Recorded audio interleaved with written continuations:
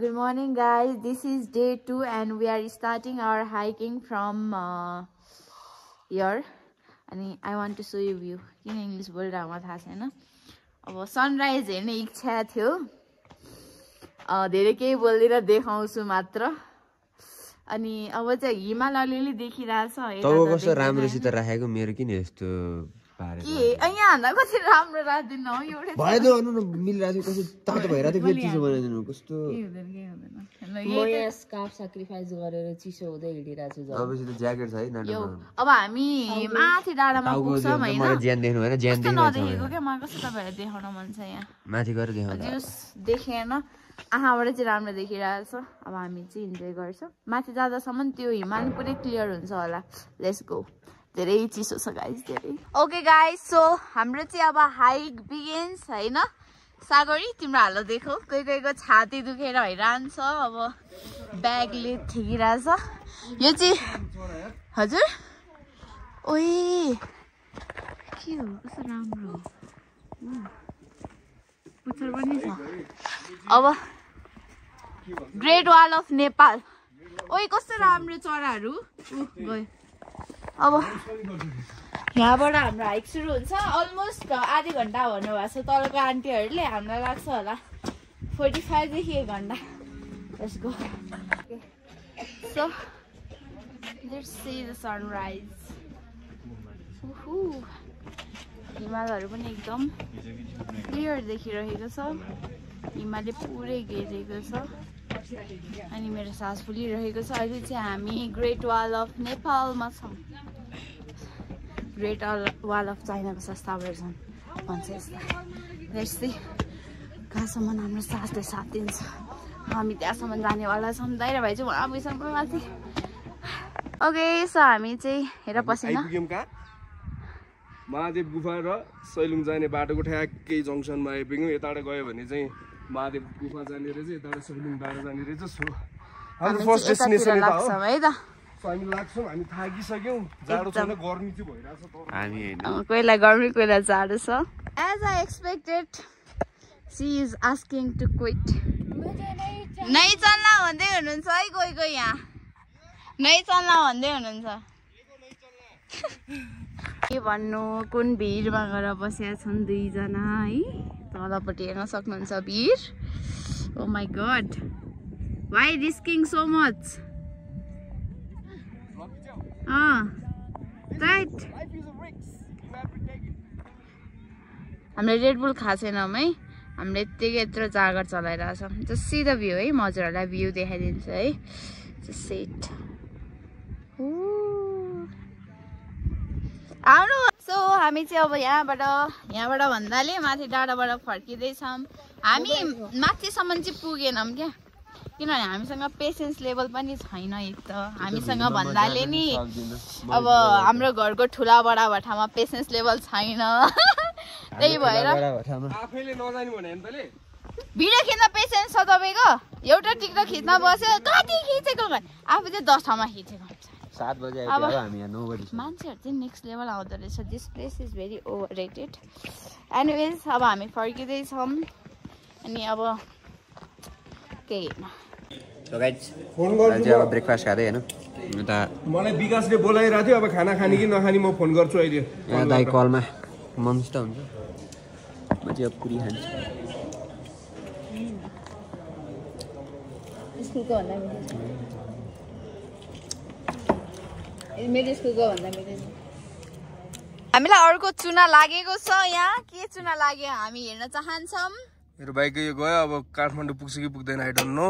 यसको पार्ट पूर्जाहरू झर्दैन नि. त्यही टेन्सन भइरहेको मलाई. तनाव छ. सपोर्ट हो नि त यो. केसको सपोर्ट हो यो. यसको सपोर्ट हो क्या. यसको हुँदैन यत्रो भारी हुँदैन. फुटेछ प्लाट प्लाके के हो यस्तै छ गाह्रो. टेप टाल्दिम न. त टेप ल्याए त मैले छ त अनि के भएन. टेप टाल्नुला हो. टेप त राखेर हजुर वेल्डिङ गर्ने ठाउँसम्म पुगेर अनि वेल्डिङ गरेर हिँड्नु. भयो दिमाग त खतरा हो नि. बाई बाई बुद्धजी वेल्डिङ गर्ने ठाउँ चाहिँ हेर्नु पर्यो बाटोमा. हिमाल यहाँबाट नि हेर्नु त्यहाँ टिरिङ टिरिङ टिरिङ हिमालहरू. बाटो चाहिँ दिनभरि छ नि त यहाँको. बिस्तारै लानु होला, पाट पूर्जा नझराउनु होला। जुगाड हान्ने हो, जुगाड। जबसम्म वेल्डिङ गर्ने ठाउँ पाउँदैन अब यत्रो कसरी घुमाउनु मैले मिलाएर कहाँ टाँसे के हो यस्तो। अहिले चाहिँ म दाइको बाइकमा बसिरहेको छु होइन, किनभने अब दाइ दिदी र अरूको ब्यागको वेटले अलि गाह्रै पर्छ भनेर। अनि यो बाइकको पार्ट पुर्जा के हल्लेको थाहा छैन, पुरै फिल आइरहेछ काहीँ न काहीँबाट यो थु पुरा हल्लिरहेछ क्या केडा गरेर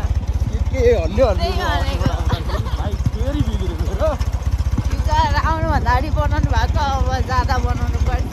दाइलाई बाइक पाल्दै ठिक छ, गाह्रो छ।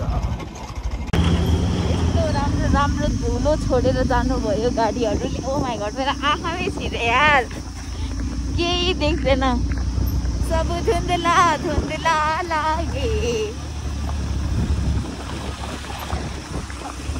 अब यति छ, लगभग 5 मिनट जति, अनि फेरि पिच रोड छ। अनि हामी जोलाल घाट गएर खाना खान्छौँ, त्यसपछि हाम्रो लास्ट डेस्टिनेसन भने हाम्रो घर। अहिले चाहिँ ब्रेक फेलको अवस्था आइरहेको छ। फर्किने बेलामा के हो यस्तो, यो शनिबार हिँडेको परिणाम हामी भोग्दैछौँ। अब अहिले चाहिँ बाइक धेरै तातेर ब्रेक फेल भएको दिल्ली मर चुका था उस बाटोमा हो। अघि त्यहाँ एउटा बाटोमा बिचरा एउटा बिरालो मरेको थियो होइन, ठ्याक्कै यही ओह्रालो आउँदै हो क्या। अहिले चाहिँ के हुन खोजेको केही न केही तँलाई केही भन्नु छ? टेक्निकल प्रब्लम हो, अन्धविश्वासमा नलागौ। से नो टु सुपर स्टेसन। के त खाने गाइज, अब हर्न सुनौँ है यसको। हर्न चाहिँ मलाई एकदम मजेदार लाग्छ क्या, के गनाइरहेको छ। ओइ कस्तो स्मेल आएको थियो, त्यो पछाडि खै के खटक त्यो फुटेर हो क्या। हिजो 4 जना बसेको थियौँ नि, गर्दै त्यही हो। के भन्नु फेरि बाइक बनाउन चुन लाग्यो। नयाँ वेल्डिङको काम सुरु हुँदैछ। अनि के पारा हो बहिनी तिम्रो? I am very tired, you know, I can't even stand properly. कति चाहिँ लुगा फेर्नु पर्छ क्या तँलाई? मलाई चाहिँ हुन्न, 3 चोटि लुगा फेर्छ। त्यही भने हावा लाग्छ हौ दाजु, किन हावा अनि उयसमा अनि उयो बाटो त के अरे धुलिखेलको बाटो त लाग्छ त हावा। फेरि मलाई उयो नगर्नु, यही हो यो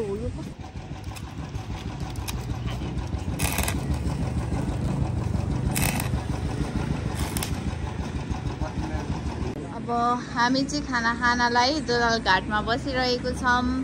अनि फन्नी कुरा देखाउँछु म तपाईँहरूलाई। ऊ त्यहाँ बाख्रा छ होइन एउटा, अनि बाख्राको ढाडमा काग बसिरहेको छ। अनि त्यो बाख्रा फ्रिज भयो क्या, त्यहीँ हल्लेको पनि छैन क्या। के गरेको हुन्थ्यो, जस्तो पोजिसनमा थियो त्यस्तै पोजिसनमा अड्केर बसिरहेको छ क्या, लिटरली हल्लेको पनि छैन। त्यस्तो भइरहन्छ नेचरमा। So this is the view. खोलाको साइडमा बसेर खानुको मजा पनि एकदम छुट्टै छ। धुलो धुवा नआओस् भन्ने कुराहरू मात्रै हो होइन। यहाँको माछा काँडा पाउँछ होला। जोलाघाटको माछा मलाई त जनकपुरबाट ल्याउँछु भन्दा कसले यहाँ पाल्छ यत्रो। अनि जनकपुरदेखि ताल हो खोला बिग्नस ताल जाँदा जाँदा कस्तो बिर्सेँ क्या मैले। हामी त गएको थियौँ नि त। यसको छ्या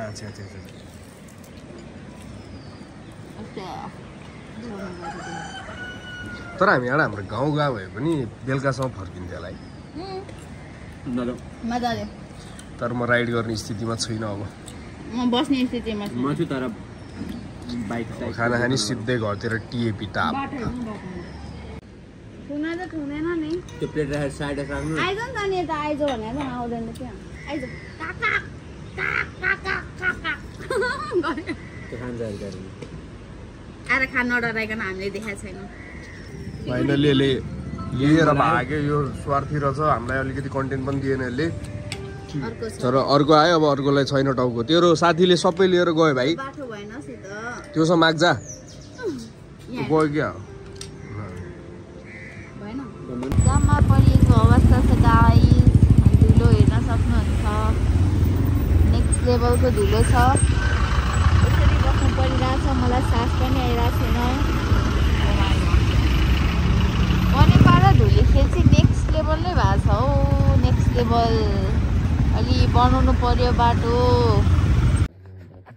सो गाइज म चाहिँ यहाँ भ्लगिरी हान्दै थिएँ होइन अनि पछि भ्लग चाहिँ खिच्दै छोड्दैछन् भ्लगै गर्नलाई होइन अब आउट्रो के राख्नु यही हो आउट्रो अब जय नेपाल